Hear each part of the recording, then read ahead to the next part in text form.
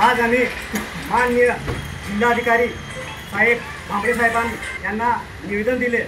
ते निवेदन असं आहे, काही दिवसापूर्वी खामखेडा देऊर ह्या ग्रुप ग्रामपंचायतमध्ये जे आरक्षणाची सोडत निघाली होती त्या संदर्भात माननीय तहसीलदार साहेब यांना पण पत्र दिलं होतं, परंतु माननीय तहसीलदार साहेब शहादा यांनी कुठलीही दखल घेतली नाही। म्हणून आज आम्हाला समस्त गावकऱ्यांसोबत आमच्या संघटनेचे पदाधिकारी असं कलेक्टर महोदयांना भेटले। कारण 78 वर्ष होऊन गेले तरी पण आजपर्यंत तिथं आदिवासी समाजापैकी कुठलाही सरपंच झालेला नाही। तर आम्ही स्थानिक गावकऱ्यांना विचारलं की सरपंच कधीपासून झाले, तर आम्ही 70 वर्ष झाले तरी पण अजूनपर्यंत झालेले नाही।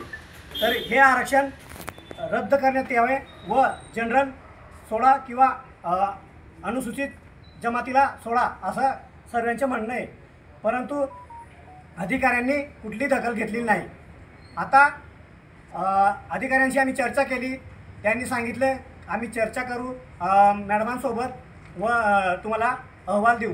आता यांचा अहवाल काय येतो काय नाही, नाहीतर आम्ही डायरेक्ट कोर्टात जाणार व जोपर्यंत आदिवासींना त्यांच्या हक्काचे आरक्षण भेटत नाही तोपर्यंत आम्ही आमचा लढा चालू ठेवू।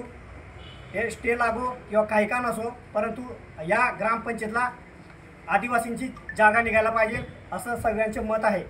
म्हणून आम्हाला शासनाला विनंती आहे की कोणा एका समाजावर अन्याय न करता तुम्ही आदिवासी समाजाला न्याय द्या, कारण हा आदिवासी बहुल जिल्हा आहे आणि आदिवासी बहुल जिल्ह्यामध्ये जर कधी तिथं आदिवासी लोकसंख्या जास्त असून पण त्यांना भेटत नसेल तर मग हा जिल्हा आदिवासी कसं काय म्हटलं जाणार। म्हणून शासनाला विनंती लवकरात लवकर निर्णय घ्यावे आणि या देऊर खामखेडा गावकऱ्यांना न्याय देण्यात यावे हीच विनंती आहे।